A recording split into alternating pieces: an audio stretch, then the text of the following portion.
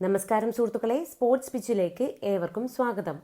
അയർലൻഡിന്റെ മണ്ണിൽ ലോക ചാമ്പ്യന്മാരായ ഇന്ത്യയുടെ നീലപ്പട നേരിട്ട ആ നാണം കെട്ട അട്ടിമറി തോൽവികളുടെ പുകച്ചിൽ ഇനിയും അടങ്ങിയിട്ടില്ല. എന്നാൽ ഈ ദയനീയ തകർച്ചയ്ക്ക് ശേഷം ചോദ്യശരങ്ങൾ നീളുന്നത് മൈതാനത്ത് കളിച്ച കളിക്കാരുടെ നേരെ മാത്രമല്ല, അത് ഇന്ത്യൻ ക്രിക്കറ്റ് ഭരിക്കുന്ന BCCIയുടെ അധികാര കേന്ദ്രങ്ങൾക്കും കോച്ച് ഗൗതം ഗംഭീറിന്റെ പിടിവാശികൾക്കും നേരെ കൂടിയാണ്.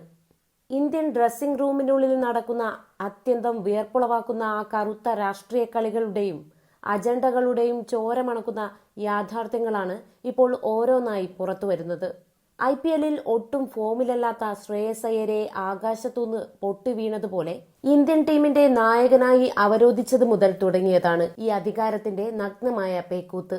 ഇന്ത്യക്ക് 2020 ലോകകപ്പ് സമ്മാനിച്ച നായകൻ സൂര്യകുമാർ യാദവിനെ ഒരു ദയാദാക്ഷിണ്യവുമില്ലാതെ നായകസ്ഥാനത്തു നിന്നും ടീമിൽ നിന്നും പുറത്താക്കിയത് വരെ നീളുന്നു BCCIയുടെ ഈ ചതിക്കുഴികൾ.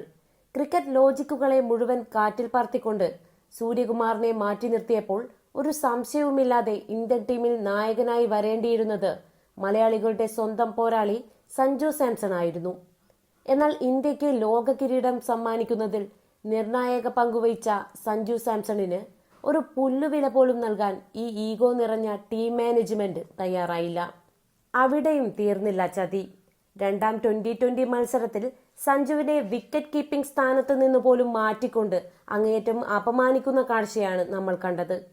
ഏകദിനത്തിൽ ഇന്ത്യക്കായി സ്വപ്ന സമാനമായ ഫോമിൽ കളിച്ച് സെഞ്ചുറിയടക്കം അടിച്ചുകൂട്ടിയിട്ടും സഞ്ജുവിനെ ഒരു നായക സ്ഥാനത്തേക്ക് പരിഗണിക്കാൻ പോലും ഗംഭീറും കൂട്ടരും തയ്യാറായിട്ടില്ല.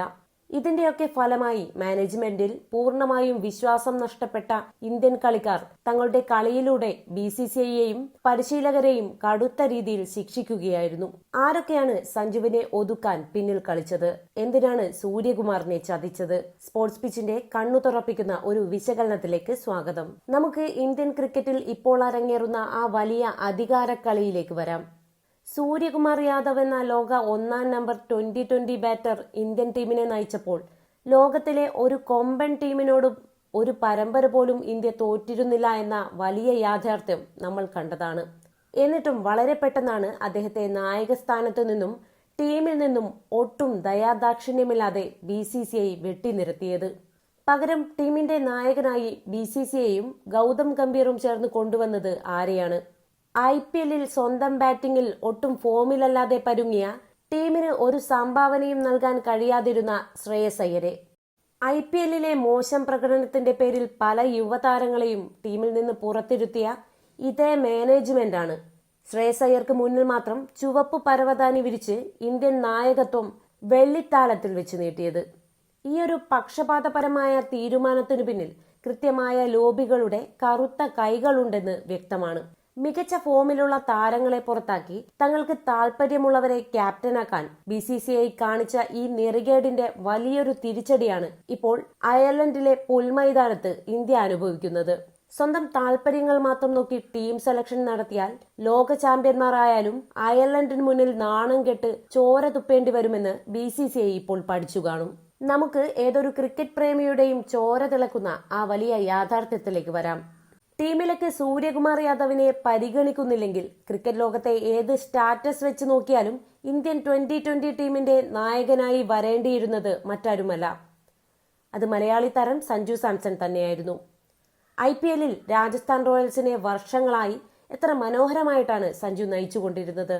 യുവതാരങ്ങളെ വളർത്തിയെടുക്കാനും കടുത്ത സമ്മർദ്ദഘട്ടങ്ങളിൽ ശാന്തമായി തീരുമാനങ്ങൾ എടുക്കാനും സഞ്ജുവിനുള്ള കഴിവ് ലോക പ്രശസ്തമാണ്. ഇന്ത്യക്ക് ലോക കിരീടം സമ്മാനിക്കുന്നതിൽ തന്റേതായ പങ്കുവഹിച്ച ഈ മലയാളി താരത്തിന് ഒരു പുല്ലുവില പോലും നൽകാൻ BCCIയോ പുതിയ കോച്ച് ഗൗതം ഗംഭീറോ തയ്യാറായില്ല. സഞ്ജുവിനെ ക്യാപ്റ്റൻസി സ്ഥാനത്തേക്ക് പരിഗണിച്ചില്ല എന്ന് മാത്രമല്ല, ഒരു സാധാരണ സീനിയർ കളിക്കാരന് ലഭിക്കേണ്ട ബഹുമാനം പോലും മാനേജ്മെന്റ് സഞ്ജുവിന് നൽകിയില്ല. ഏറ്റവും ഒടുവിൽ പുറത്തുവന്ന റിപ്പോർട്ടുകൾ പ്രകാരം നിർണായകമായ രണ്ടാം 2020 മത്സരത്തിൽ സഞ്ജു സാംസണെ തന്റെ സ്പെഷ്യലിസ്റ്റ് പൊസിഷനായ വിക്കറ്റ് കീപ്പിംഗ് സ്ഥാനത്ത് നിന്ന് പോലും മാറ്റിക്കൊണ്ട് മാനേജ്മെന്റ് വീണ്ടും ക്രൂരമായി അപമാനിച്ചിരിക്കുകയാണ്. ഒരു വശത്ത് ഇഷാൻ കിഷനെ പോലെയുള്ള താരങ്ങൾക്ക് എല്ലാവിധ ആനുകൂല്യങ്ങളും നൽകുമ്പോൾ ലോകകപ്പ് നേടിയ ആഭ്യന്തര ക്രിക്കറ്റിൽ വൻ റെക്കോർഡുകളുള്ള സഞ്ജുവിനെ വെറുമൊരു പാവയെ പോലെയാണ് ഇവർ കൈകാര്യം ചെയ്യുന്നത്. സഞ്ജു എന്ന പേരിനോടും അദ്ദേഹത്തിന്റെ കളിമികവിനോടും വടക്കേ ലോബികൾ കാണിക്കുന്ന ഈ കടുത്ത വിവേചനം ഇന്ത്യൻ ക്രിക്കറ്റിന്റെ ചരിത്രത്തിലെ തന്നെ ഏറ്റവും വലിയ നാണക്കേടാണ്.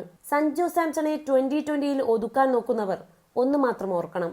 ഇന്ത്യക്ക് വേണ്ടി ഏകദിന ക്രിക്കറ്റിൽ ഏറ്റവും മികച്ച ശരാശരിയുള്ള സ്വപ്ന സമാനമായ ഫോമിൽ കളിച്ചുകൊണ്ടിരുന്ന താരമാണ് സഞ്ജു സാംസൺ. സൗത്ത് ആഫ്രിക്കയുടെ മണ്ണിൽ പോയി കഠിനമായ സാഹചര്യങ്ങളിൽ ടീമിനെ രക്ഷിച്ചുകൊണ്ട് മാസ് സെഞ്ചുറി അടിച്ച സഞ്ജുവിന്റെ ആ ക്ലാസ് ഇന്നിംഗ്സ് ക്രിക്കറ്റ് പ്രേമികൾ അത്ര പെട്ടെന്നൊന്നും മറക്കില്ല. അത്രത്തോളം മികച്ച ഫോമിൽ കളിക്കുന്ന ഒരു കളിക്കാരനെ ടീമിന്റെ കോർ ഗ്രൂപ്പിൽ ഉൾപ്പെടുത്താനോ ഒരു നായക സ്ഥാനത്തേക്ക് ഒന്ന് പരിഗണിക്കാൻ പോലും ഇതുവരെ ഈ അഹങ്കാരം നിറഞ്ഞ മാനേജ്മെന്റ് തയ്യാറായിട്ടില്ല. കോച്ച് ഗൗതം ഗംഭീർ ടീമിന്റെ ചുമതല ഏറ്റെടുത്തപ്പോൾ വലിയ മാറ്റങ്ങൾ ഉണ്ടാകുമെന്നാണ് നമ്മൾ കരുതിയത്.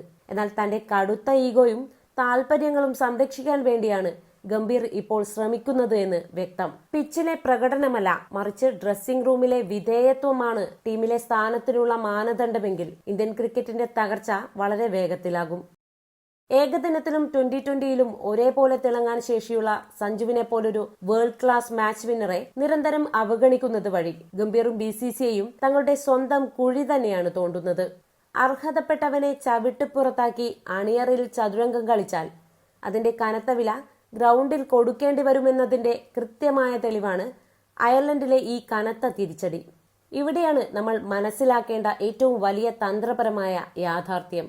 ഒരു ടീം വിജയിക്കണമെങ്കിൽ കളിക്കാർക്ക് തങ്ങളുടെ നായകനിലും കോച്ചിലും BCCIയിലും പൂർണ്ണമായ വിശ്വാസമുണ്ടായിരിക്കണം. എന്നാൽ ഡ്രസ്സിംഗ് റൂമിനുള്ളിൽ അർഹതയുള്ളവരെ വെട്ടിനിരത്തി ഫോമില്ലാത്ത പ്രിയപ്പെട്ടവർക്ക് മാത്രം അവസരങ്ങൾ നൽകുന്ന ഈ നെറുകേട് കാണുമ്പോൾ കളിക്കാർക്ക് ഈ മാനേജ്മെന്റിലുള്ള വിശ്വാസം പൂർണ്ണമായും നഷ്ടപ്പെട്ടിരിക്കുകയാണ്. അതിന്റെ ഫലമായിട്ടാണ് മൈതാനത്ത് യാതൊരുവിധ പോരാട്ട വീര്യവുമില്ലാതെ ഒരു ആവേശവുമില്ലാതെ ഇന്ത്യൻ താരങ്ങൾ കളിക്കുന്നത്. മാനേജ്മെന്റിന്റെ ഈ തെറ്റായ നയങ്ങളിലും രാഷ്ട്രീയത്തിലും പ്രതിഷേധിച്ച് തങ്ങളുടെ മോശം പ്രകടനത്തിലൂടെ കളിക്കാർ BCCIയെയും പരിശീലകരെയും കടുത്ത രീതിയിൽ ശിക്ഷിക്കുകയായിരുന്നെന്ന് പറഞ്ഞാൽ അതിലൊട്ടും തെറ്റില്ല. ഡ്രസ്സിംഗ് റൂമിലെ സമാധാനവും ഐക്യവും തകർത്ത ഗൗതം ഗംഭീറിന്റെ ഈഗോയ്ക്കുള്ള തിരിച്ചടിയാണ് അയർലൻഡ് നൽകിയത്. പേപ്പറിൽ നമ്മൾ എത്ര ശക്തരാണെന്ന് പറഞ്ഞിട്ടും ഒരു കാര്യവുമില്ല. കളിക്കാരെ മാനസികമായി തകർക്കുന്ന ഈ ഒരു അന്തരീക്ഷം ടീമിൽ നിലനിൽക്കുന്നിടത്തോളം കാലം ഇന്ത്യക്ക് ഒരൊറ്റ മത്സരത്തിലും ഇനി ആധികാരികമായി ജയിക്കാൻ കഴിയില്ല. ഈ കറുത്ത അധികാരക്കളി അവസാനിപ്പിച്ച് സഞ്ജുവിനെ പോലെയുള്ള അർഹതപ്പെട്ടവർക്ക് കൃത്യമായ സ്ഥാനവും ബഹുമാനവും നൽകാൻ BCCI തയ്യാറായില്ലെങ്കിൽ വരും ദിവസങ്ങളിൽ ഇതിലും വലിയ നാണക്കേടുകൾ ഇന്ത്യൻ ക്രിക്കറ്റ് കാണേണ്ടി വരും. അതേ സുഹൃത്തുക്കളെ, സൂര്യകുമാർ യാദവിനെ പുറത്താക്കി ശ്രേയസ് അയ്യരെ ക്യാപ്റ്റനാക്കിയ BCCIയുടെയും ഗൗതം ഗംഭീറിന്റെയും ഈ കടുംവെട്ടിനെ കുറിച്ച് നിങ്ങൾ എന്താണ് ചിന്തിക്കുന്നത്? ലോക കിരീടം നേടിയ സഞ്ജു സാംസണെ ക്യാപ്റ്റൻസിയിലേക്ക് പരിഗണിക്കാതിരിക്കുകയും വിക്കറ്റ് കീപ്പിംഗിൽ നിന്ന് വരെ മാറ്റുകയും ചെയ്ത മാനേജ്മെന്റിന്റെ ഈ ക്രൂരമായ ചതിയെ നിങ്ങൾ എങ്ങനെ വിലയിരുത്തുന്നു? മാനേജ്മെന്റിൽ വിശ്വാസം നഷ്ടപ്പെട്ട കളിക്കാർ BCCIക്ക് നൽകിയ ഈ ശിക്ഷയെക്കുറിച്ചുള്ള നിങ്ങളുടെ വിലയേറിയ അഭിപ്രായങ്ങൾ താഴെ കമന്റ് ബോക്സിൽ രേഖപ്പെടുത്തുക. ഈ വീഡിയോ നിങ്ങൾക്ക് ഇഷ്ടപ്പെട്ടെങ്കിൽ തീർച്ചയായും ലൈക്ക് ചെയ്യുക.